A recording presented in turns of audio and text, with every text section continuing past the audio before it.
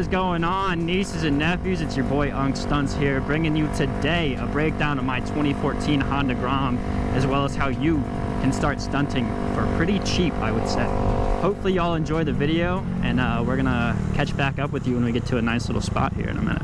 Right, so right here in front of us we have the 2014 Honda Grom. I got this thing back in February, so I've had it for almost a year now. Got it bone stock entirely. I found a really good deal on Facebook Marketplace for a little under $2,000, so I scooped it up. Now, if you're looking to get into stunting, highly recommend buying a Honda Grom. These things are pretty much bulletproof. The only thing you really need to do fresh out of the box is get you one of these bad boys, a 12 bar. I got mine from Angry Stunts. That's what I was recommended. After you get that 12 bar, that's really all you truthfully need. A little bit more of crash protection you could use are these KLX 110 bars. Those are my favorite particular bend for the Groms. They fit it perfectly, gives you a nice base to start with. Outside of that though, that's all you need to get going. So you're looking at maybe $2,300 bucks and you could be a stunner boy. Outside of the initial crash protection stuff, I think your next step would be on this other side over here.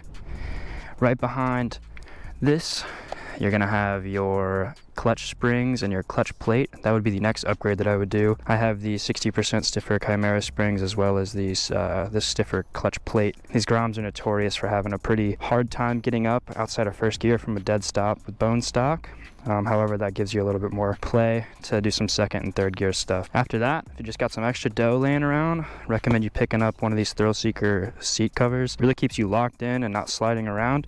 What I did was, instead of paying a few $100s to get somebody to professionally make me one, I took my seat cover off and then cut down some of this foam, and it gave me this sort of lip back here, because the OG Groms are just a flat surface, so you can cut some of that foam and give you a little lip instead of spending a few $100s to have somebody do it professionally. Now, once you can do some dank nooners for quite a bit of time, initially, at least for the OG Groms, they don't necessarily need the oil pump mod right away. However, I definitely recommend if you have a newer gen, or like I said, once you get a little bit better and you're riding 12 o'clock for a long time, you're going to want one of the Takagawa oil pump mods. Grom Beardo sells them, and you can find them in a couple other places. But all that does basically is, instead of sucking the oil from the front of your engine case, it kind of puts a tube to the back, so that way when you're back at 12, the oil can kind of come through and keep the bike going properly. Everything else after that's going to come with time and your preference. I highly recommend staying away from this guy right here, a handbrake, until you can do some of that business right there. You really don't need a handbrake, and if you're starting to learn handbrake stuff before you get foot brake stuff down, you're going to limit yourself, especially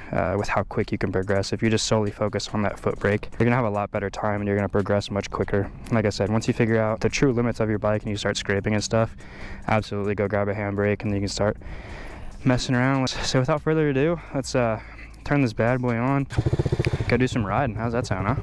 Alright, now that that's over, let's see what this bad boy can do. Now, I am no professional. 20 miles an hour here, second gear.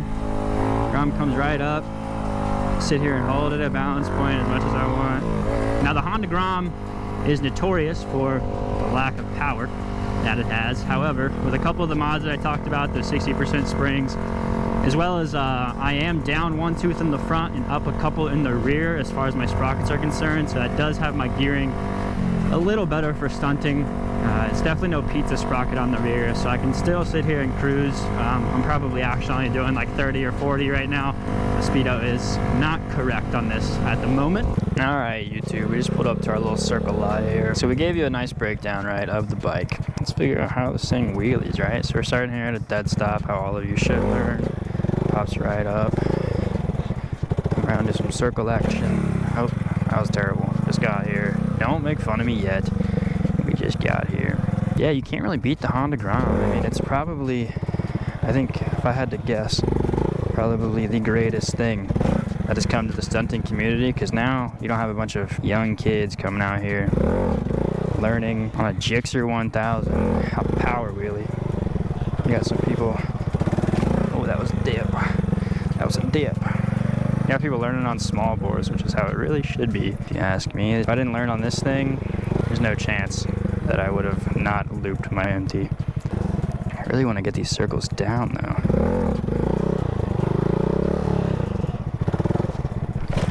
Off the side, off the side. Some of the slow handbrake action, yeah.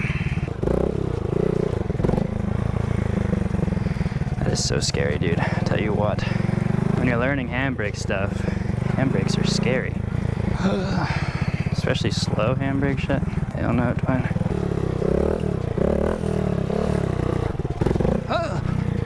Oh no!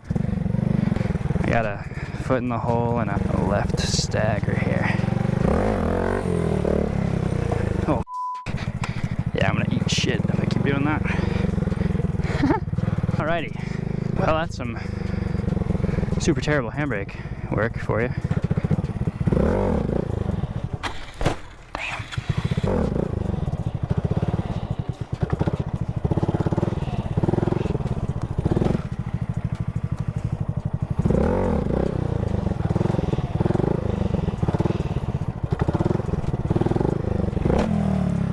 Yeah. These are all foot drags, by the way. I'm not a stud. These are all horrible foot drags. And just some double back pegger here down the lot.